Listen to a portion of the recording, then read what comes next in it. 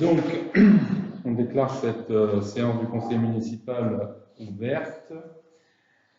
Donc, nous avons trois pouvoirs. Un premier pouvoir de M. Madonna qui donne, absent, qui donne pouvoir à Olivier Lamarre. Harley Basile qui donne pouvoir à Caroline Camerlot. Et Catherine Bodino qui donne pouvoir à moi-même, Nicolas Bellé. Ils sont là.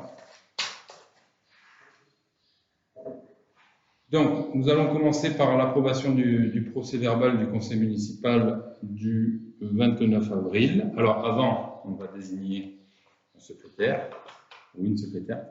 Je vous propose Madame Nucci, qui est... C'est bon? On est d'accord? Merci. Donc, l'approbation du compte-rendu du conseil municipal du 29 avril, que vous avez tous eu dans le cadre de la convocation. Est-ce que vous avez des éléments à rajouter? On a juste une petite note que je vais lire. Si vous voulez bien la lire. Alors, délibération du budget. Il est nécessaire de corriger la retranscription de nos interventions. Nous souhaitons apporter des précisions concernant nos interventions sur les questions budgétaires. Concernant la couverture de la moitié de la dette, nous avons interrogé la majorité sur ce point à la lecture du document budgétaire, notamment page 40. Le solde de l'exercice y apparaît négatif à hauteur de 95 573,07 centimes, ce qui signifie que les annuités de la dette ne seraient pas couvertes par les ressources propres de l'exercice. Nous avons souligné que cette situation est préoccupante dans la mesure où elle conduit à mobiliser les réserves de la commune, lesquelles ne sont pas illimitées et peuvent s'éroder si ce déséquilibre se reproduit. Nous avons donc demandé des précisions sur la manière dont cet équilibre est assuré dans la construction du budget. Concernant l'article 1687 intitulé Autres dettes figurant page 41, un montant de 507 000 est inscrit. Nous avons demandé des précisions sur la nature de cette somme ainsi que sur les raisons de son imputation à cet article. Celle-ci semblant ne pas correspondre à sa nature comptable ou nécessiter une clarification. Ces questions appellent selon nous des éléments de réponse précis en séance ou à défaut des compléments d'information. D'accord. Alors, je mets au délibéré le compte rendu. Donc, qui approuve le compte rendu? Il faut vous approuver le compte rendu en l'état. On a choisi un complément. Parfait. Donc, du coup, je vais vous faire passer le cahier, comme ça vous allez pouvoir signer. Donc on peut marquer approbation avec l'ajout des éléments de tout souligné par chacun.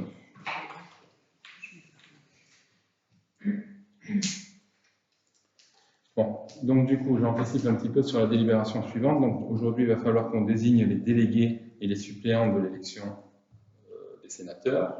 Donc du coup, il va falloir qu'on nomme les grands électeurs. Donc il faudrait les deux personnes plus âgées et les deux personnes plus jeunes dans la salle, en tant que scrutateur. Scrutateur et assesseur. Parmi le conseil municipal.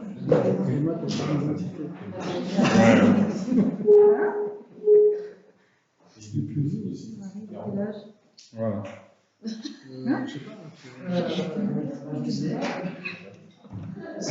Non, mais du coup, c'est Cynthia. Alors, attendez. On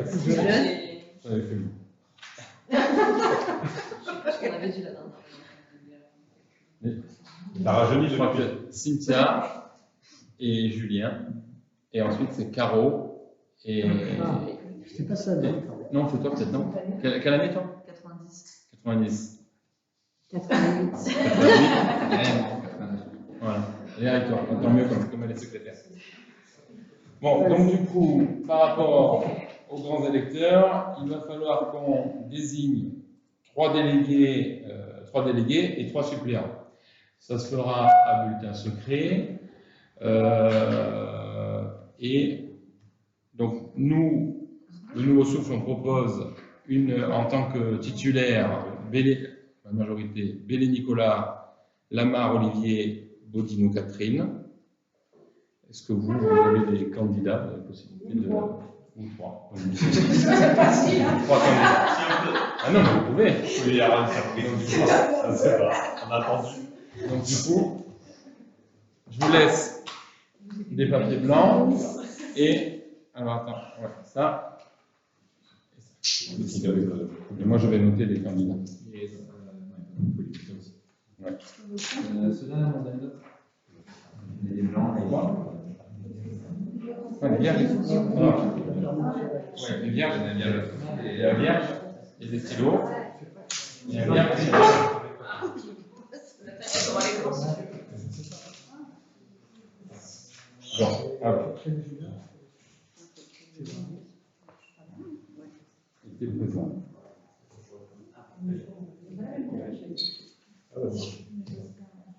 Non, mais vous notez dessus.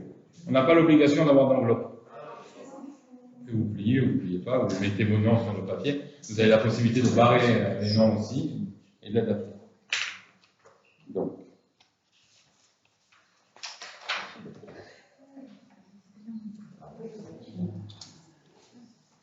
Nom et prénom des candidats.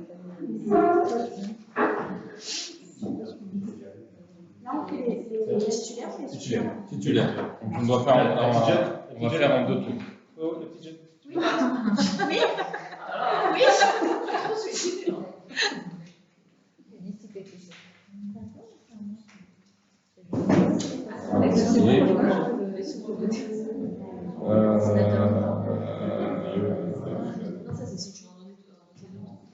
C'est pour ça que Catherine.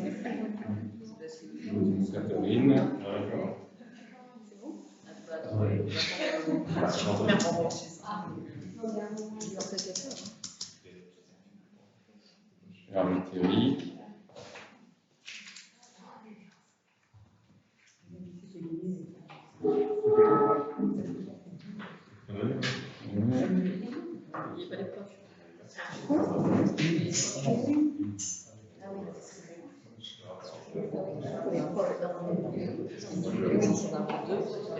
Oui.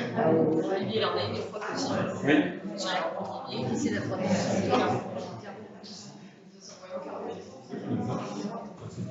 C'est l'utilisation de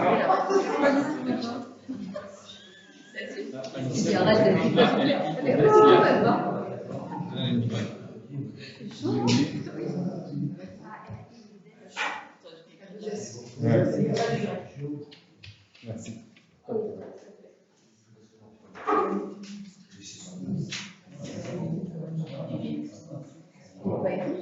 On descendait plus le pétard. Attends, il faut passer à récupérer. Non, Bien sûr. Non, je veux dire, on prépare.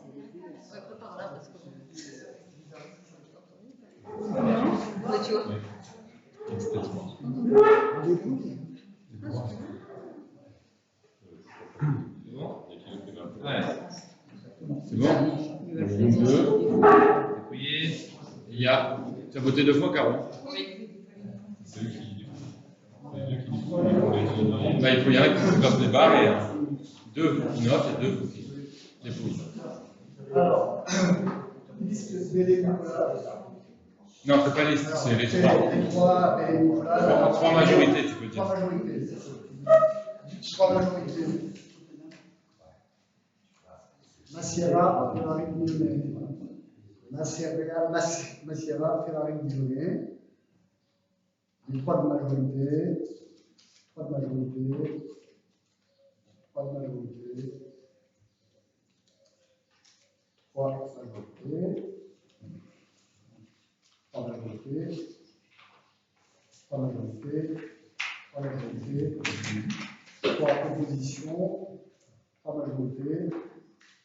Trois majorités. Trois majorités. 12 contre 3.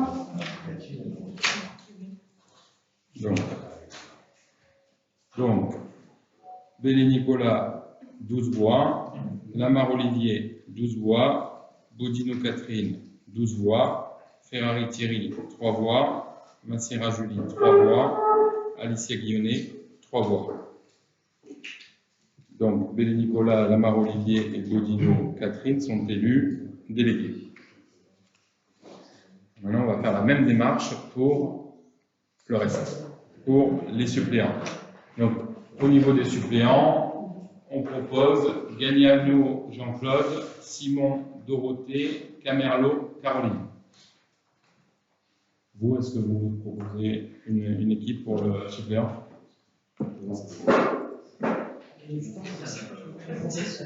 Tiens. Hein?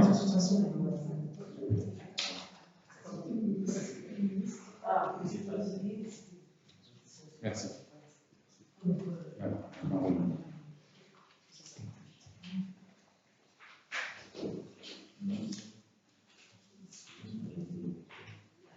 Par contre, il faut qu'on agrafe les résultats, les précédents.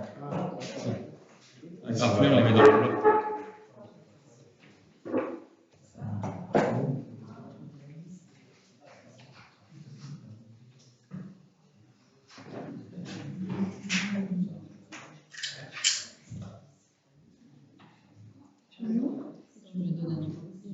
On va les archiver. On accrochera avec la...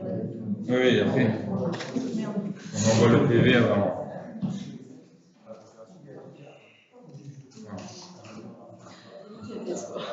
Ouais. Hein? J'essaie de rappeler la prochaine fois. Les deux. Oui, c'est moi.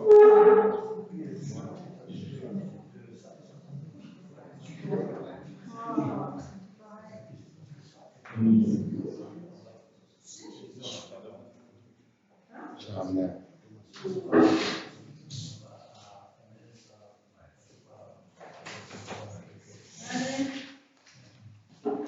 Galliano, Simon Camerlo, Galliano, Simon Camerlo, Galliano, Simon Camerlo, Galliano, Simon Camerlo, Galliano, Simon Camerlo, Galliano, Simon Camerlo, Galliano, Simon Camerlo, Simon Camerlo, Galliano, Simon Camerlo, Galliano, Simon Camerlo, Galliano, Simon Camerlo, Galliano, Simon Camerlo, Galliano, Simon Camerlo, Galliano, 15. Simon Camerlo. 15.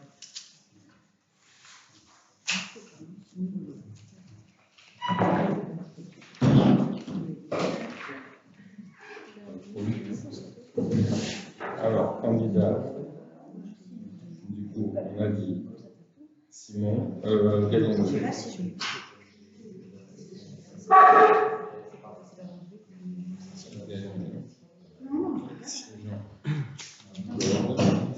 voté.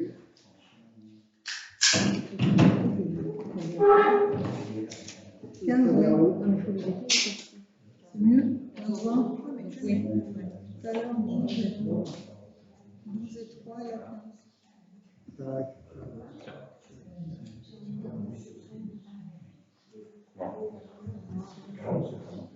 Donc, sont élus délégués suppléants Galliano, Simon, Dorothée et Camerlo, Caroline.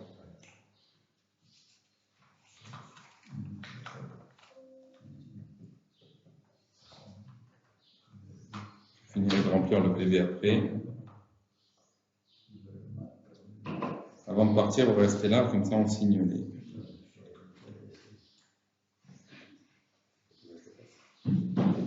Ouais. Rempli. Ah ouais, c'est le cas. Ah, ouais, c'est bon. Non. Je laisse dessus. Bon. Merci. Donc, délibération suivante, c'était la proposition d'une liste de contribuables en vue de la désignation des membres de la commission communale des impôts directs. J'avais fait un mail à l'ensemble des élus demandant un certain nombre de noms. Aujourd'hui, par rapport au retour, je propose les personnes suivantes. Donc, Aimé Masséna Patrice, Balada Thierry, Bartel Robert, Basile Harley, Bodino Jean-Luc, Bergonzoli Gilles, Cambien Béatrice, Campadonico Johan, Canet André, Casa Lucien, Dalbera Patrick, Dorn Paul-Emmanuel, Gaillard Alexis, Lamar Émilie, Madonna Jérôme, Maïssa Patricia, Marie Gérard, Nucci Cynthia, Sgro Magali, Sarpo Aurélie, Sauvan Nicolas, Sarayon Laure, Steve, Lorraine et Viasi, David. Donc, on doit proposer 24 noms, 6 seront tirés au sort par la DGFIP et 6 suppléments également. Voilà. Est-ce que j'ai pas eu de retour de votre part sur les candidats? En fait, dans votre mail, vous aviez indiqué que la date maxi c'était le 15 mai. Du coup, moi j'ai eu les réponses après, donc je me suis dit que c'était trop tard. Voilà, Ouais. c'est pour ça que je suis revenu vers vous, parce que je pensais que la date était. Bon, il fallait quand même tenter. On aurait été- Oui, mais voilà, il y avait Jean et Jacques qui étaient OK pour. Mais voilà, après, il n'y a pas de souci. Ben non, Il n'y a pas un enjeu majeur là-dessus. on reste. On va rester. Oui. Allez. Donc, je mets au délibéré. Qui est pour? Donc, vote unanime.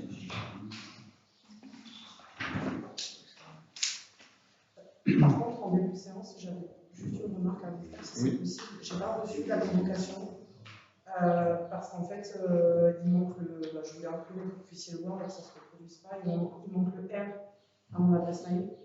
D'accord. Et du coup, je n'ai pas reçu. Bon, après, ils m'ont fait. Voilà. Ouais. Ok. Bon, Et franchement, j'ai reçu hier soir le règlement, par contre. Oui, parce que c'est un envoi complémentaire. Hier soir, ça a fonctionné, mais pas. Bon, vous avez eu l'information, c'est l'essentiel, mais on regardera pour comment on le fait. Peut-être qu'elle est mal rentrée dans le. Ouais. Désolé.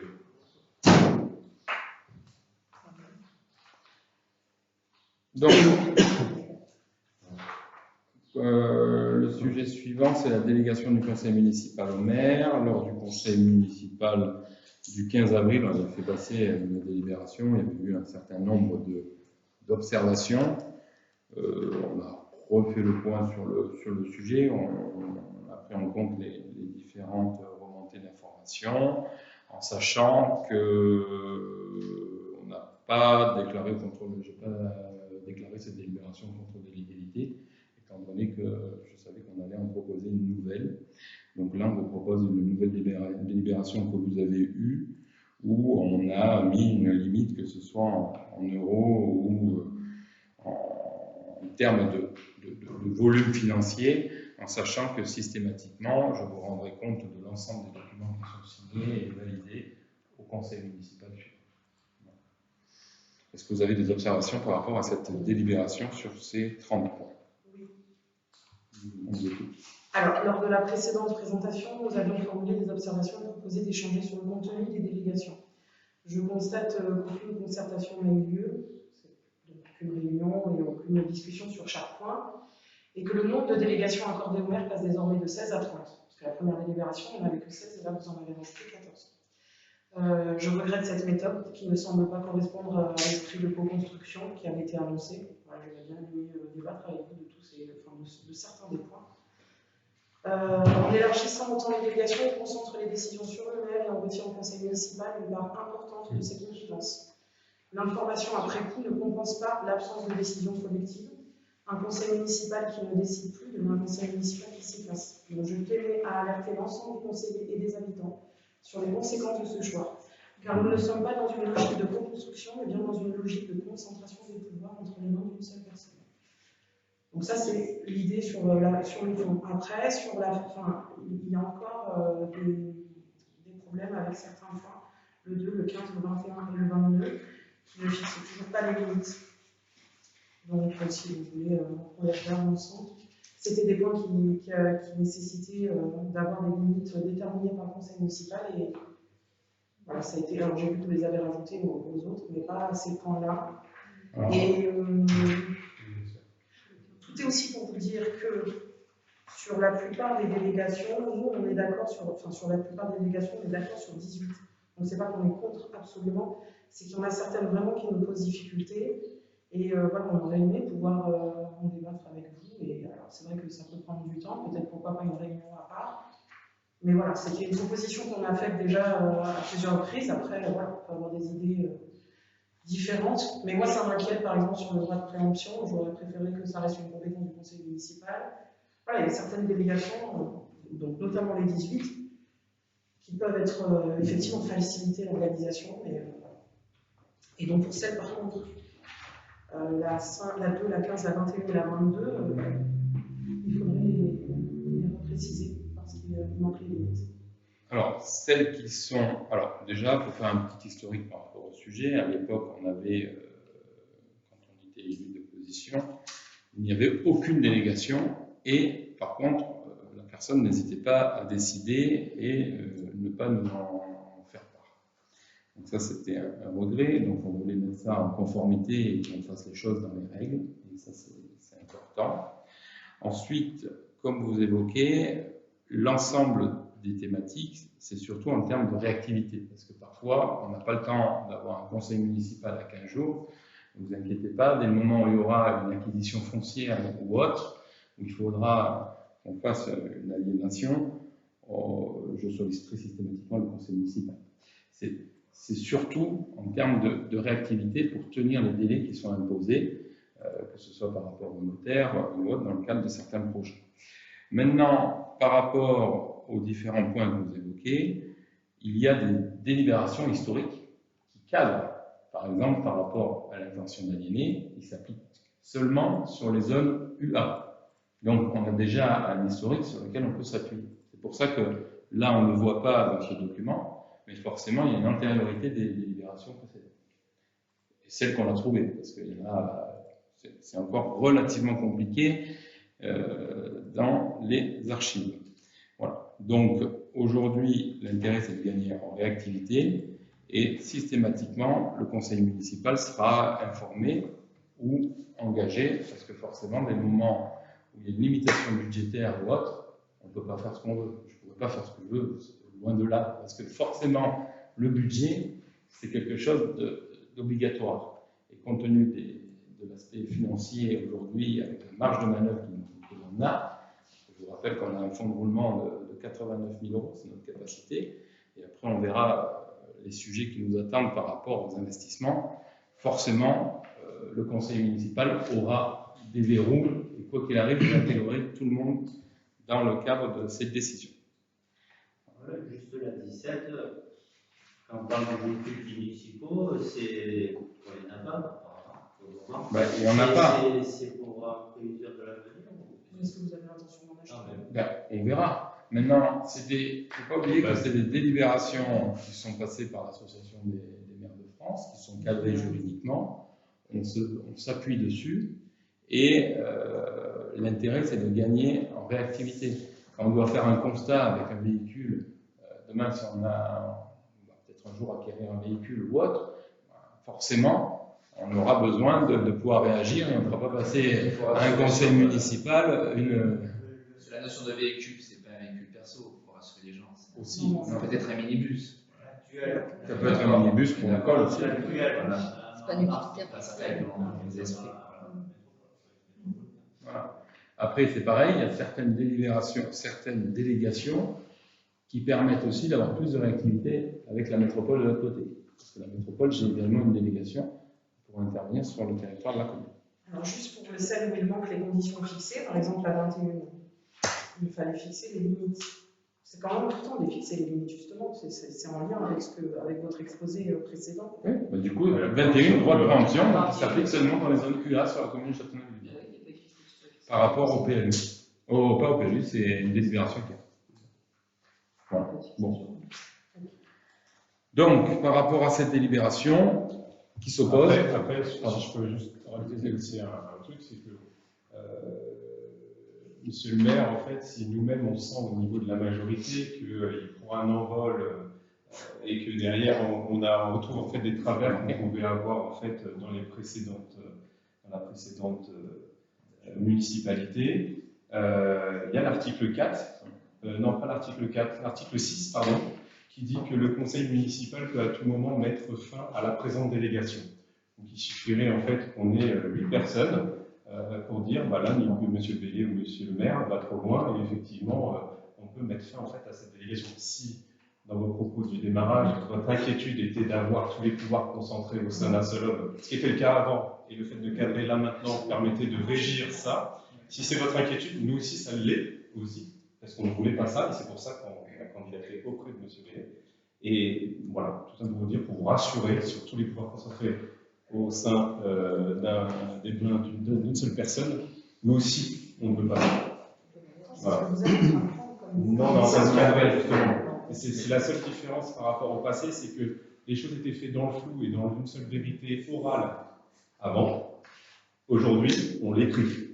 Et c'est effectivement la seule différence. Et comme disait M. le maire tout à l'heure, ce qui est important, c'est qu'il y a des délégations qui prennent le pas avant. Mais effectivement, il faut regarder tout l'historique pour savoir ce qui est cadré. Mais voilà. Moi, en tout cas, je le dis d'un point de vue personnel, si les intentions de M. le maire changent, à ce moment-là, je changerai aussi. Et je voterai, en fait, en gros, comme quoi on lui retire ses délégations. C'est juste pour vous répondre, en fait, à cette inquiétude. Oui, c'est vrai, parce que je reste quand même inquiète, parce que pour moi, c'était pas une obligation que de la prendre, cette délibération. Pas toutes les communes le font, pas toutes les petites communes, c'était pas une obligation. C'est pas une obligation, mais c'est différent sur le sujet. C'est facilitateur en termes d'exécution et de rapidité d'exécution. Et compte tenu aujourd'hui du travail colossal qu'il nous reste, qu'on doit faire pour faire face à 27 ans d'immobilisme, on est obligé quand même d'avoir une certaine autonomie et une certaine réactivité. Donc je mets la délibération au délibéré. Donc, qui est contre? Qui est pour?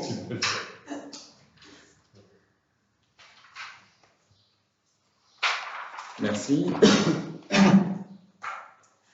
Donc, ensuite, un sujet concernant l'avenant, la maîtrise d'œuvre de l'école des Caillotiers.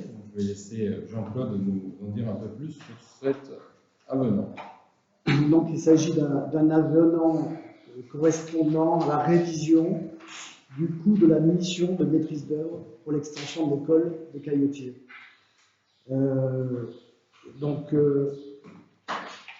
c'est entre la maîtrise d'œuvre qui est composée de plusieurs, c'est un groupement de membres avec un architecte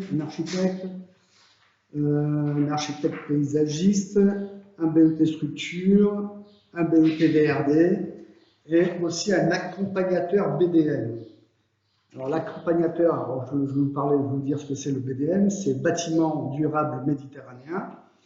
C'était à l'origine de ce marché, c'était en option, et au cours des années, l'ancienne municipalité a décidé de construire selon la méthode BDM, bâtiment durable méditerranéen. Donc cette construction, donc ce BDM, c'est lié à l'environnement, ça permet d'avoir un bâtiment plus économe. Voilà. Donc, mais ça implique aussi d'utiliser des matériaux plus nobles, plus chers aussi. Donc, dans l'avenant, dans l'objet de l'avenant, c'est noté. Donc, par exemple, il y a l'emploi d'un béton bas carbone, la mise en œuvre d'une isolation extérieure en laine de bois, une amélioration de la ventilation naturelle, etc., etc. Et tout ça, ça a un coût, ça a apporté un coût supplémentaire aux travaux. Donc, les travaux qui étaient à l'origine, la première estimation dans la mission, la première était de 883 334 €. Et donc, en phase APD, c'est-à-dire en phase APD, c'est avant-projet définitif, elle est de 1 297 015. Donc, ce surcoût entraîne obligatoirement une révision du coût aussi de la maîtrise d'œuvre. Donc il y a tout un calcul qui est basé, qui est conforme à l'article 8.2 du CCAP, donc qui est décrit, qui est détaillé, je ne vais pas le lire, mais il est détaillé dans l'avenant. Et donc la mission aujourd'hui, la mission totale de maîtrise d'œuvre est de 145 605,11 € hors taxe. Et à l'origine, elle était de 106 330 €. Donc il y a une augmentation de 39 275 € hors taxe. Alors, à savoir que cet avenant devait être signé par l'ancienne municipalité déjà en 2025, à partir de septembre 2025. Il n'a jamais été signé. Et en même temps, petite remarque hein, comme ça, le projet qui nous a été présenté par la maîtrise d'œuvre n'était pas calé sur le bon montant, c'est-à-dire que le montant qui doit être, et ça c'est dans la loi MOP, le montant qui doit être défini, c'est le montant de l'avant-projet définitif. Or, dans l'ancienne proposition de cet avenant, c'était basé sur le montant définitif des travaux. C'est-à-dire que finalement, c'est très bien qu'il n'ait pas été signé à l'époque, puisque là, on économise 13 000 euros sur l'avenant. Grâce aussi à une négociation de notre part auprès de la maîtrise d'œuvre, parce que je vous laisse imaginer, la maîtrise d'œuvre au départ souhaitait prendre ces 13 000 euros supplémentaires et il a fallu un petit peu batailler et mettre en avant un certain nombre d'arguments. Appliquer la loi MOP aussi. Parce qu'aujourd'hui, au niveau du coût de l'école, ce sera le sujet suivant, on est actuellement à un coût travaux de 1 589 287 euros. Alors que nous étions partis au départ à 883 000, c'est ça? Oui, sans le BDL. Voilà. Mais donc, le BDL, pour dire l'écart par rapport à l'étude de faisabilité qui avait été faite à l'époque par Grisma, et on arrive à plus du double.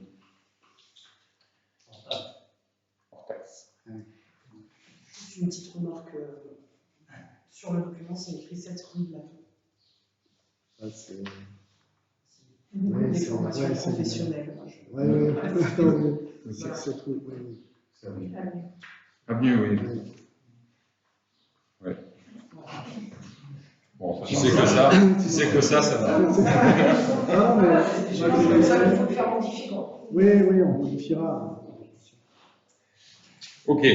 Donc, est-ce que vous avez des questions sur le sujet? Allez, on va passer délibéré. Donc, qui est pour? Merci. Donc, un vote unanime.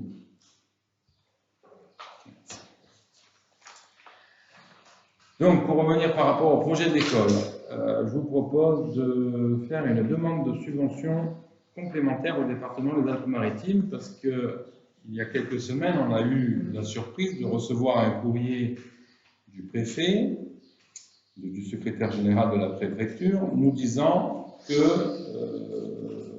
nous allons perdre 200 000 euros de subvention parce que le chantier a démarré trop tard et que le délai était dépassé.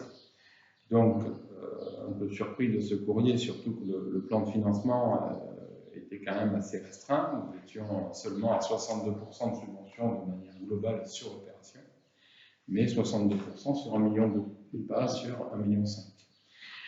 Donc aujourd'hui, face à cette situation et la contrainte financière que cela impose à la commune, il va falloir que l'on essaye de faire le maximum pour limiter la part communale, parce que c'est l'emprunt qu'on va devoir générer. Alors, soit on prendra une partie sur notre trésorerie, c'est quand même une trésorerie aujourd'hui, mais compte tenu de la capacité d'investissement que nous avons, il va falloir vraiment qu'on ait une certaine finesse. Aujourd'hui, compte tenu du reste des équipements qu'on va devoir mettre en œuvre au sein de la commune, vu le retard avec l'évolution démographique également que l'on a, il faut savoir que dans le cadre du projet de l'école, on n'a pas le mobilier qui est prévu, il n'y a rien qui a été prévu au niveau du mobilier intérieur. Donc ça, c'est un coût supplémentaire qu'il va falloir trouver. D'ailleurs, je remercie Julien parce qu'aujourd'hui, on a réussi à récupérer une trentaine de tables. 30 tables qui étaient au collège Jean Genot, qu'on récupère parce que le département réaménage le collège Jean Genot, du coup, et soit c'était nous, soit ils s'en débarrassaient. Donc on récupère 32 tables. Donc je remercie les agents municipaux qui sont venus avec nous. Je remercie M. Maïssa qui nous a fait prêter son camion pour faire le retour. Et le collège Jean Genot. Merci. Par rapport à cette subvention, du coup. Alors attends, juste je finis le propos. Donc, il va falloir qu'on compense cette subvention de DETR qui est manquante. C'est une dotation de l'État sur les territoires ruraux. Ce que je propose aujourd'hui, c'est de solliciter le département avec le montant actualisé de 1 734 355, de prévoir, il y a une subvention de l'État à la décile qui s'appelle, elle est à 200 000 €, donc ça fait 11,53%. La région s'était engagée à donner 200 000 €, donc 11,53% également. Et là où on va essayer de faire notre maximum et de solliciter le département, en sachant que, comme toutes les collectivités, on traverse une période un peu compliquée sur l'aspect recettes, avec une diminution des frais de mutation liés à une diminution de vente immobilière. On va tenter le tout pour le tout, c'est pas dit qu'on y arrive, mais on va essayer. On va leur demander la somme de 987 484 €, soit 56% du projet. Alors, c'est ambitieux, oui, le bon terme c'est ça, c'est ambitieux, mais aujourd'hui, on va tenter le tout pour le tout. Face à ça, j'ai quand même saisi le préfet pour lui demander s'il ne pouvait pas revenir sur ces 200 000 € compte tenu de la situation. Donc, un courrier est parti. Oh. C'était apparemment par rapport aux dates que j'ai eues, c'est une histoire de même pas un mois, les travaux ils ont débuté un mois après le. Oui, c'est ce que j'ai vu, ou 3 semaines, même pas quoi. Oui, mais voilà, la demande Mais date de La 2023. demande, elle avait 2 ans aussi. Voilà. La demande a été faite en février 2026. Elle aurait dû être faite en Oui, mais la 2025. demande, c'est pas par rapport à la demande le problème. Mais si, il fallait proroger. C'était la demande de proroger. Il fallait proroger. Non, de demander la prorogation. Quand on arrive à la date anniversaire, un mois avant, il faut essayer de s'en inquiéter et dire attention. En sachant que madame la sous-préfète, je l'ai eu au téléphone, elle est partie d'ailleurs, a appelé à plusieurs reprises mon prédécesseur sur le sujet et rien n'a bougé. Voilà. Donc du coup, aujourd'hui, on se retrouve dans cette situation. Si on arrive à avoir 200 000 €, que l'État revient sur les 200 000 €, ben à ce moment-là, ça fera baisser la somme du département. Mais aujourd'hui, pour essayer d'aller de l'avant et solliciter le département et l'Assemblée départementale sur le sujet, il faut bien qu'on parte dans le scénario le plus compliqué pour nous. Donc c'est pour ça que j'ai voulu mettre les 987 000 €. Voilà. Le souci, c'est que c'est pas proportionnel à l'augmentation, enfin je sais pas s'ils vont accepter. Le problème, si tu donnes à Châteauneuf, il faut que tu donnes aux autres. On verra. On sollicitera. Vous êtes toujours en parler avec le préfet ou pas? On n'a pas eu de retour. Vous parlez là avec le préfet ou Ah, on a écrit au préfet, etc. Pour l'instant, on n'a pas de réponse. Parce que le courrier, il est clair et limpide. C'est que la demande de prorogation, en fait, en gros, elle a été rejetée. Oui, mais Et en j'ai vu, l'état, j'ai aussi. oui. Mais après, voilà, c'est d'aller. C'est ce qui a été fait, mais après, si on n'a pas de retour de leur part, c'est pour Ah ça oui, qu'ils oui, réagissent tout à fait. en truc. En leur demandant plus, on essaie d'avoir le moins. Oui, Aujourd'hui, dans la situation dans laquelle on se trouve, c'est quand même une demande de subvention qui a été donnée à une date, et on a 2 ans pour démarrer les travaux. Les travaux ont duré avec plein de choses, et voilà, on se retrouve en fait à des dates un peu limites qui n'ont pas été respectées. Mais c'est C'était pas la date anniversaire. la dernière subvention. La date anniversaire à laquelle il fallait redemander du coup la prolongation. En juin, pour être exact, je vais te dire. Juillet 2025. Ça a commencé. 29 juin 2025. C'était en juin. Ouais, 29 juin 2025. C'est en juin 2025 qu'il On aurait dû, la commune aurait dû écrire à la préfecture demandant une prorogation d'un an en juin 2025, ce qui n'a pas été fait. Et ça a été fait dans l'urgence, donc la demande de prorogation a été faite en urgence le 17 février 2026. Donc on s'est réveillé très tard.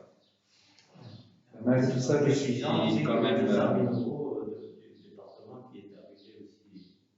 Les 400 000. Les travaux ils ont commencé plus tard parce qu'ils attendent. Voilà, parce que le département avait C'est subventionné. des délais historiques tard, qui ont fait traîner.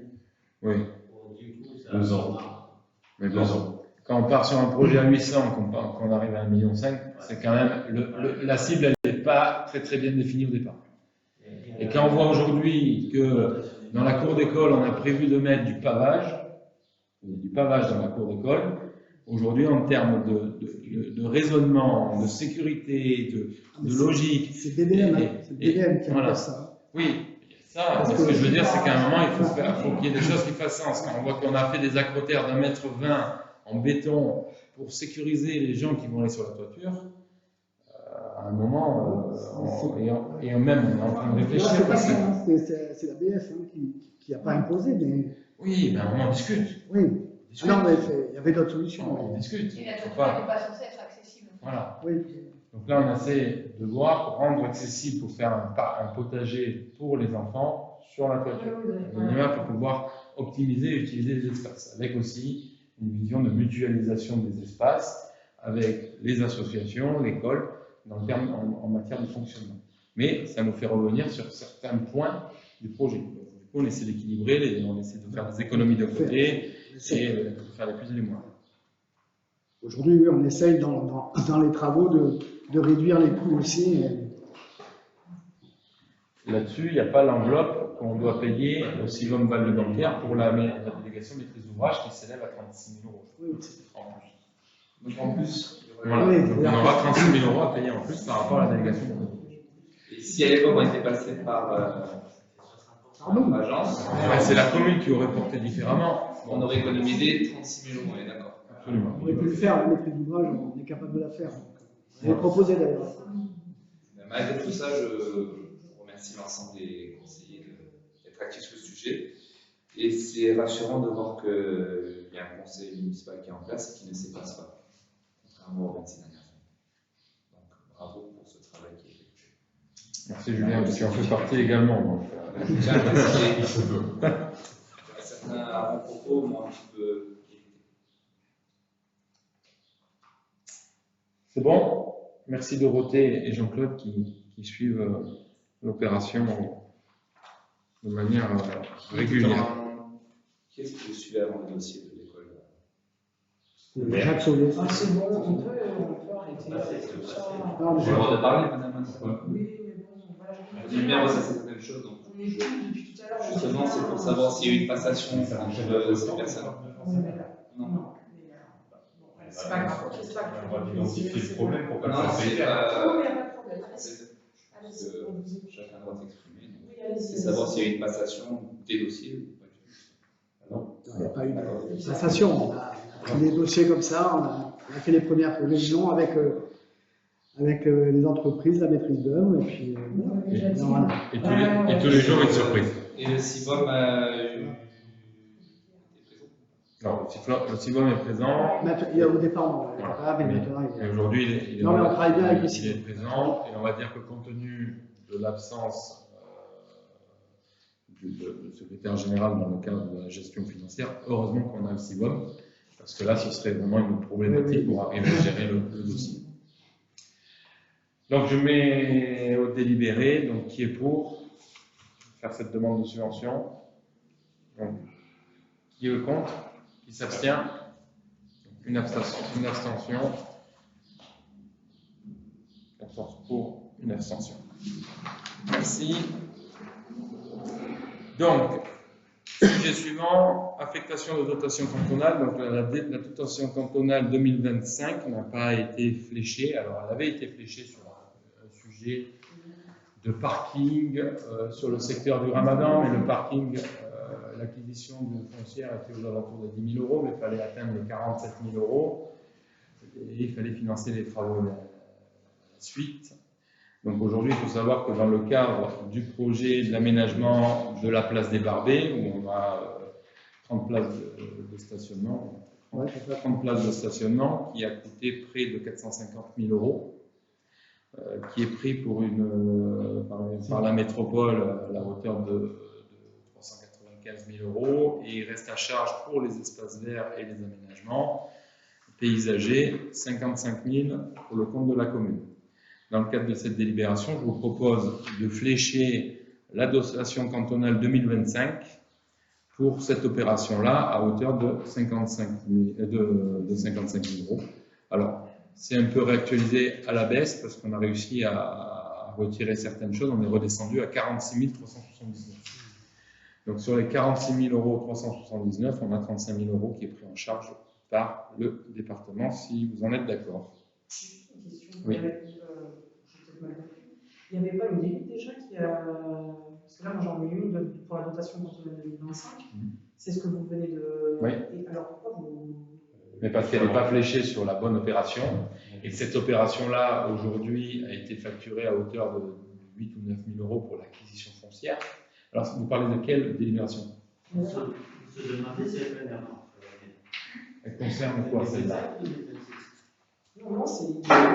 Dotation cantonale 2025. Mais voilà, c'était par rapport à l'acquisition, l'aménagement. Du parking. Et il y a déjà. D'accord, Oui, mais par contre, le montant ne correspond pas. Et moi, cette délibération-là, aujourd'hui, elle n'a pas été envoyée au service. Non, elle n'a pas été envoyée au service du département, par rapport à qui gère la dotation cantonale. Parce que eux, ils avaient comme délibération le parking du Ramadan. Voilà.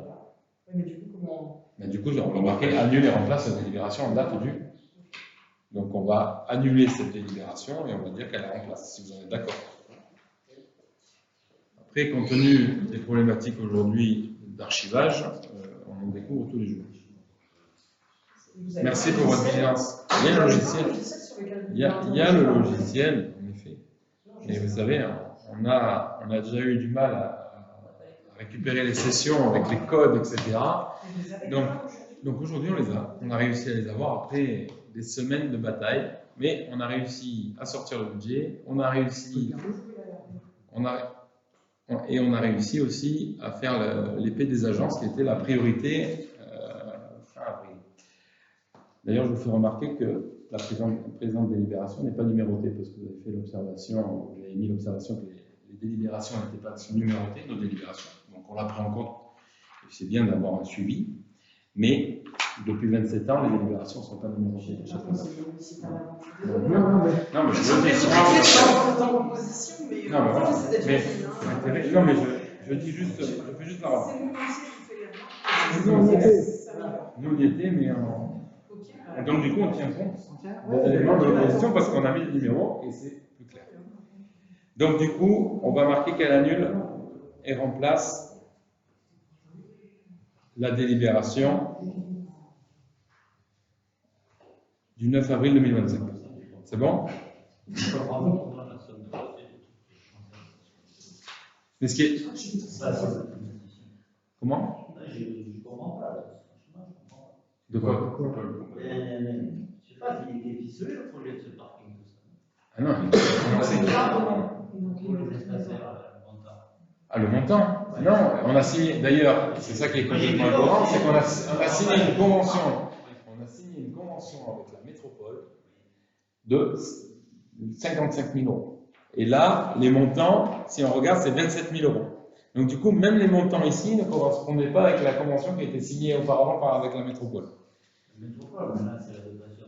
Oui, mais la dotation, on a, du coup, la métropole, qu'est-ce qu'ils ont fait? Ils ont fait un groupement de commandes, ils ont créé un lot numéro 2, espace paysager.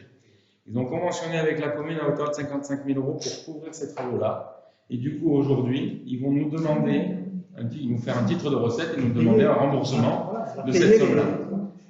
Et même, je vais vous dire encore mieux, pour qu'on puisse optimiser, j'ai vu avec la métropole, donc dans ce cadre-là, on va pouvoir dire qu'on flèche la dotation cantonale à hauteur de 35 000 euros. Donc la métropole le département, dans le cadre de la dotation cantonale, va basculer les 35 000 euros à la métropole, et du coup, on paiera seulement le reliquat.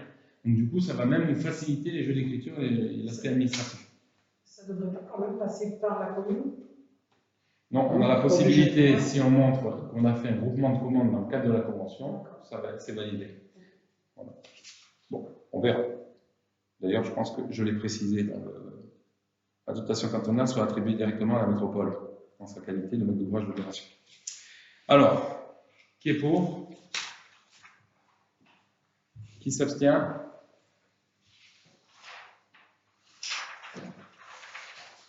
Merci. Ben, c'est bien, mais ça veut dire qu'on va dans le sens. On veut faire rentrer des recettes, c'est bien. Je souligne le fait que quand même on n'est pas opposé de manière technique Ce serait- et entêtée contre eux. Ah, c'est bien, c'est bien. Ce serait dommage de refuser des recettes. Ah, quand même, des recettes. Nous, non, c'est bien. Donc, la délibération suivante, la numéro 7 de ce jour, c'est un accord de principe pour la location d'un espace de 35 mètres carrés dans le bâtiment La Madone, qui est en face du cimetière, en cours de construction qui s'est arrêté pendant plus de 2 ans. Et là, aujourd'hui, donc, du coup, il y a un liquidateur judiciaire qui est sur l'opération. Il y a une problématique de surfacturation dans le cadre de notre opération par l'ancien promoteur. Donc, c'est passé en justice. Et aujourd'hui, il va y avoir un permis modificatif qui va être déposé avec le nombre de logements qui était prévu initialement et quelques modifications paysagères, d'aménagement. On a réussi aussi à avoir une étude d'aménagement urbaine à leur charge et on vous présentera ça un peu plus tard.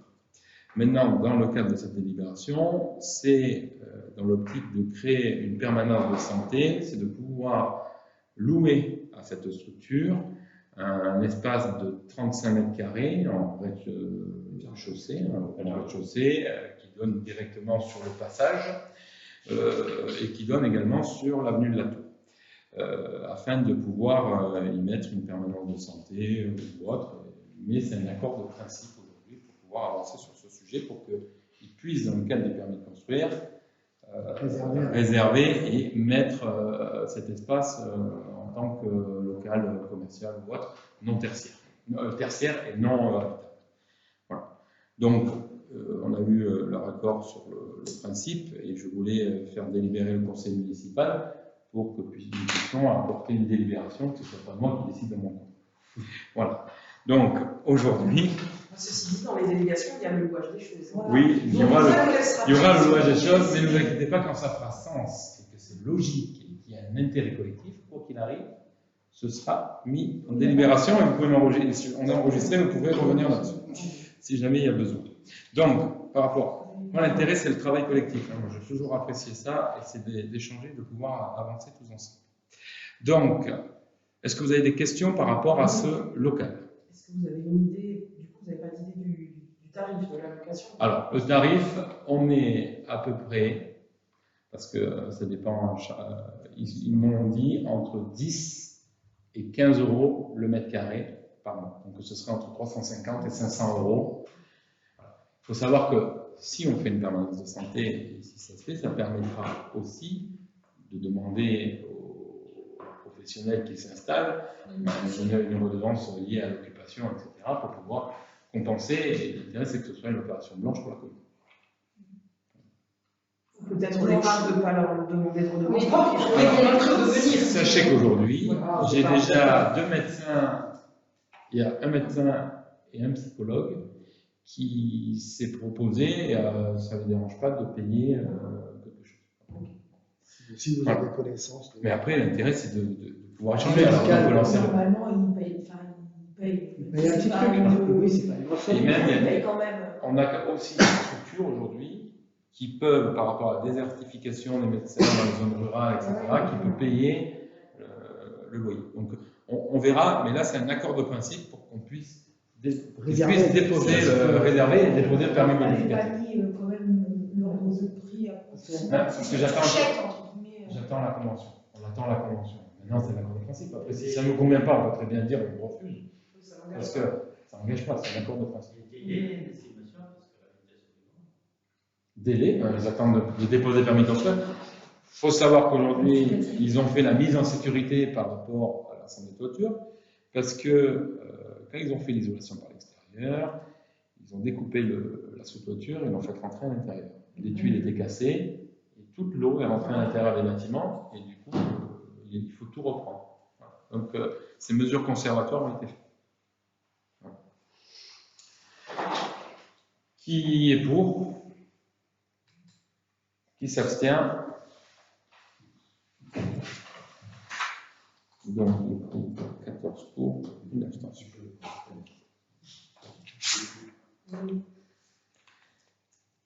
Sujet suivant, mise en place d'un service de location de tables et de chaises au profit des habitants, fixation des modalités et des tarifs. Alors, on a de plus en plus de demandes de prêt de tables et de chaises au niveau de la commune, mais face à ça, on a quand même des dégradations, on surveille, etc., mais il y a l'usure qui est là. Donc l'idée, ce serait de mettre en place un tarif de location avec un système un petit peu organisé, et ce montant serait de 10 € pour une table et 6 chaises pour une location de 48 heures, avec une récupération du matériel à la salle du Troubadour. C'est surtout pour amortir le matériel et pouvoir réinvestir régulièrement sur ces demandes. Est-ce que vous avez des questions sur le sujet? Alors nous, notre sentiment sur la question, nous on trouve que c'est un recul sur le service public de proximité. Ça pourrait être mis à disposition des habitants gratuitement et effectivement demander une caution pour s'assurer que le matériel revienne en bon état. Et on trouve que, voilà, au regard du montant, ça semble compliqué pour un bénéfice limité, ça nous fait faire émettre des titres pour... Enfin, je trouve qu'à la Châteauneuf, il n'y a pas beaucoup de services. Si les habitants ils peuvent avoir un prêt gratuit, et à la commune, ce n'est pas un bon bénéfice. Voilà. Nous, Avec un système de caution, c'est-à-dire que oui, si c'est un but, c'est la responsabilité. Voilà. Si on le propose gratuitement, ce serait bien. Moi, je trouve. Je reviens sur encore rien. Qu'est-ce qui se faisait avant? Non, c'était au cas par cas. C'était un peu au cas par cas. Je pense que ce qui est bien, c'est d'ouvrir à tout le monde, mais qu'il y ait une règle qui gère tout ça. Et pas que ce soit au cas par cas. Après, quelqu'un qui est une famille pas autorisée, qui va pour un anniversaire, par exemple 60 chaises, au niveau de la salle, oui, mettre un peu plus. Si on prend une table avec 60 personnes et les chaises, voilà, il va se passer ce qui va se passer. s'il n'y a pas trop de moyens de faire un anniversaire avec 60 personnes, l'exemple est un peu... Parce que les tables et les chaises, Ça fait 100 plus longtemps, faire payer, ça me semble. Voilà, il va se passer comme il se passe actuellement. Il y en a qui vont dans les communes à côté pour des amis, des centres. Vous avez compris le principe ou pas de ce qu'on met le principe? Non, mais le principe justement et du montant, c'est pour que derrière, on ne dise pas, quand on loue en fait une table et 6 chaises, tout de suite on va faire le remplacement. On est là en fait en gros, une table, on est environ à 150-200 € juste pour la table. Donc on va être loin en fait en gros d'amortir. L'idée c'est effectivement de le faire en fait dans le temps. Et pour éviter aussi qu'il y ait des explosions de demandes tout azimut l'été, et qu'on ne sache pas en termes de gestion, etc. Le fait de demander à participer, ça permet, encore une fois, la gratuité c'est une bonne chose, mais dans les autres communes, ils ne le font pas. Cette gratuité. Vous voyez? Et pourquoi ils ne le font pas? Parce qu'à un moment donné, il faut tenir les finances d'une commune. Et si on n'avait pas hérité d'une situation avec des augmentations et des surprises, on constate tous les jours, on serait aussi pas dans cette obligation de se dire, tiens, comment est-ce qu'on peut essayer de faire un peu d'équilibre dans tout ça? C'est juste une équilibre sans avoir augmenté pour le budget les taxes locales. On a bien conscience qu'à un moment donné, on ne peut pas le faire. Mais en tout cas, pour le matériel de cette salle, ce qu'on a remarqué, c'était qu'il n'y avait pas forcément aussi de règles. Et cette règle, pour moi, elle me paraît objectivement,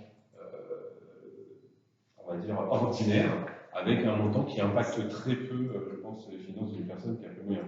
Si cette personne, en fait, fait un anniversaire avec 100 personnes, avec un peu de moyens, bon, vous voyez, c'est pas un exemple Oui, il y a aussi l'obligation, cette location, elle oblige quelqu'un à venir à la salle, à ouvrir.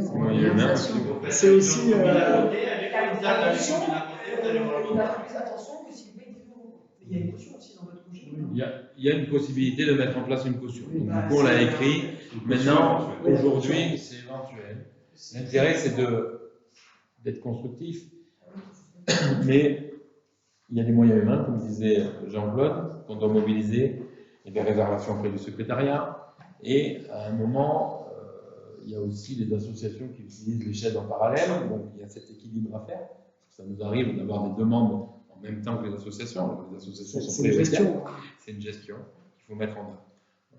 Après, c'est symbolique. Maintenant, c'est 60 €, il y a 60 personnes, comme disait Olivier Lamar. si on invite 60 personnes, c'est qu'on a un budget de plusieurs centaines de milliers d'euros pour arriver voilà. Donc, et après, on peut se débrouiller aussi de mettre 2 tréteaux chez soi, devant, sans solliciter la commune si on voulait faire cette économie. Voilà, il faut trouver le juste. Mais qu'est-ce que la commune aujourd'hui offre de gratuit aux habitants? De gratuit aux habitants? Oui. Quel service je sais pas. On n'aura pas listé, mais si vous voulez. On a des trucs. Non, mais c'est Oui.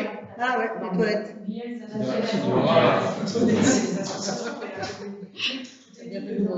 Oui, mais dans d'autres communes, comment on fait? On va bientôt mettre un parc aussi, on l'a pas dit. Bon, allez. Par exemple, prise de Nice. C'est un service qui n'est pas gratuit. Prise de Nice. Oui. Qui a été mis Justement, il y a c'est rien un de service. gratuit. Oui, mais Si on c'est- voulait garder quelque chose de gratuit. Bon, non, mais la gratuité. Il vaut mieux que ce Dans soit l'état d'esprit. un peu payant et accessible à tout le monde plutôt que gratuit. Je suis d'accord, on est Non, d'accord voilà. avec le fait que Donc, ce du soit coup, accessible à tout. Sauf que là, maintenant, c'est accessible à tout le monde. Et précédemment, c'est accessible qu'à certains. Le problème est là. Voilà. Cette vision de la gratuité annonce une augmentation des taxes locales.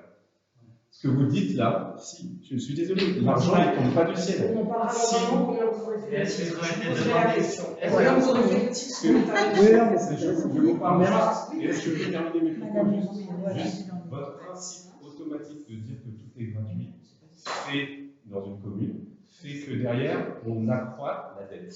D'accord? C'est une logique où on pense que tout tombe du ciel sans augmenter. Attendez, je termine juste. Systématiquement penser que tout est gratuit ne fait que entraîner en fait la dette. C'est une logique en fait, en gros, qu'on essaye de un petit peu compenser, et c'est pas avec les 10 euros qu'on va remettre des recettes. Mais à un moment donné, si vous dites que tout doit être gratuit, alors à ce moment-là, il faut accepter que automatiquement, on augmente les taxes locales de X%. Je n'ai pas dit tout Parce que tout gratuit. augmente aussi. Rien n'est gratuit. Les employés Sauf les sont charges. augmentés, il y a plein de choses qui augmentent. Non, Rien mais que ça. j'ai pas dit que tout devait être gratuit. Voilà. Non, mais on C'est aura- la question de savoir qu'est-ce qui était On va gratuit. voir à l'usage. Hein. À la- Il y aura prochainement un terrain de pétanque qui sera gratuit. Il y aura des équipes, le parc, le stationnement. On peut citer des choses. Après, soit la somme, bon, après on va le mettre délibéré, le vote fera voilà, la décision sera finalisée. Là, moi, je suis curieuse, c'est de savoir, on verra la vie, on dira que dans 6 ans, il y a un moment donné, vous allez changer d'avis pour venir vers une idée qui est la nôtre. J'espère que ça arrivera. Mais quel rapport vous faites Je par rapport au dis sujet juste que c'est une question. C'est une question d'idée. C'est une question d'idée. On a des idées différentes. Comme vous avez la majorité, systématiquement, nos idées sont rejetées en bloc. Alors là, c'est une idée que vous la jetez. Le fait que ce soit Ça gratuit, serait c'est votre bien. idée. En fait, c'était Voilà, c'est l'état une d'avant. proposition. C'était comme ça. C'est gratuit, une seconde de caution. Non, c'est gratuit. Oui, tu mets caution, on est Oui, protégé bien gratuit. sûr. J'ai juste dit, ça serait bien que, voilà, dans les années Juste à venir, on arrive à une caution. à pouvoir vous donner des idées et qu'elles soient prises par moment. Et, Ça serait bien que- c'est pour ça qu'on a numéroté les délibérations, c'est pour ça qu'on a pris en compte un certain nombre de choses. On n'est pas que négatif non plus, on accepte à un moment donné ce que vous donnez. Mais vous, pour le coup, vous êtes aussi systématiquement en fait, à mettre un peu de barrière à nos propos aussi. C'est un autre logique, en tout cas. On a toujours pas mal d'idées. Très bien. Bon, allez, on va le mettre au délibéré. Donc, qui est pour? Qui est contre? 12 pour, 3 contre. Donc, délibération suivante, la modification de la durée hebdomadaire de travail d'un emploi d'agent technique territorial avec un passage de 16 heures à 32 heures au sein de l'école. Donc, ça consiste tout ce qui est entretien des bâtiments communaux. On a mis un peu l'entretien des espaces publics. Pour avoir, et l'aspect, c'est surtout par rapport au périscolaire. Donc après, l'entretien de l'espace public, les personnes de l'école viennent faire le ménage ici. Donc il peut y avoir un coup de balai dans la cour, ici à l'extérieur. Donc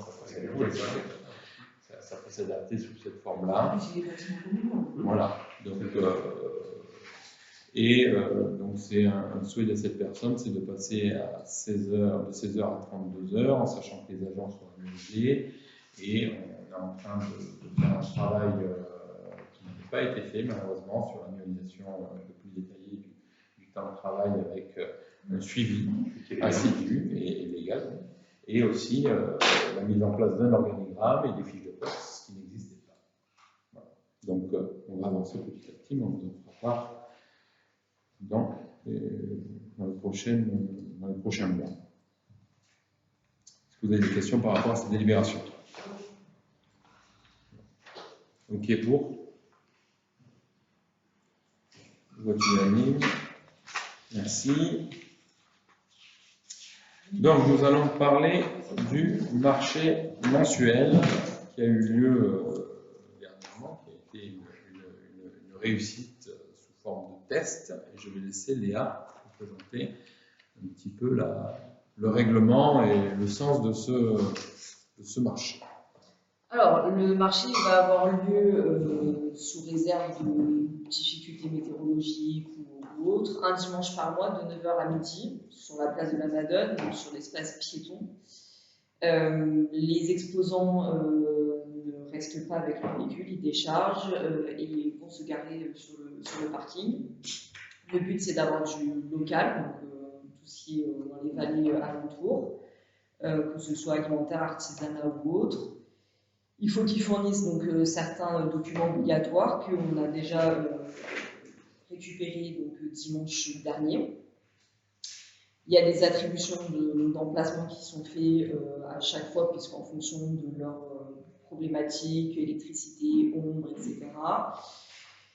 Il y a la gratuité de l'occupation, puisque le but c'est de justement redynamiser le centre du village et d'avoir des artisans qui sont de qualité et qui se font connaître aussi.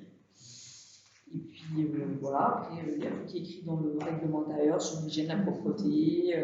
Voilà. Je ne sais pas si vous avez des questions ou autres là-dessus. Bien sûr. Non, alors juste, nous on est favorable au marché, il n'y a pas de souci, c'est juste. Donc sur le règlement intérieur qui a été transmis hier soir à 21h22, donc Thierry n'a pas eu le temps de le voir. Juste 3 points. La concentration des pouvoirs de M. le maire dans les articles 3 et 5. Donc nous, juste, on aurait pensé peut-être plutôt que ce soit que le maire, mais peut-être éventuellement une commission composée du maire, d'un élu de la majorité, d'un élu de l'opposition, pour éviter que ce soit un peu trop arbitraire, et concentré. Et pourquoi? Pour l'admission des exposants? Oui. Pour l'article 3, alors, je retrouve 3 et 5. Admission des exposants. Bah, sur le choix aussi. Pourquoi vous avez des exposants proposés? Après, vous pouvez proposer des exposants. Ça peut se proposer et. Pourquoi on n'aurait pas? C'est juste que l'accord final est donné par M. le maire. C'est une suggestion. Si vous laissez comme ça, vous pouvez laisser comme ça. Juste, voilà, je pensais que c'était mieux d'avoir une commission.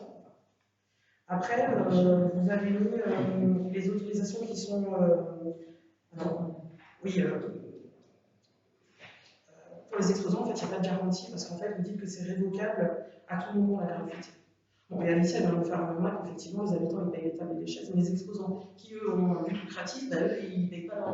On verra après, là, c'était déjà pour relancer, il n'y a pas de marché. 10 euros, ils payent 10 euros. Non, mais nous, on est d'accord sur la gratuité. Et voilà, moi, je vais aller plus loin, c'est que je pense que même pour eux, il faudrait. Parce que là, comment c'est noté, ils n'ont aucune sécurité. C'est qu'à tout moment, vous pouvez leur dire. C'est gratuit. C'est gratuit. Ils sont pas engagés. Il n'y a pas d'engagement. Il n'y a pas d'engagement de leur part. Ils sont engagés dans les dates.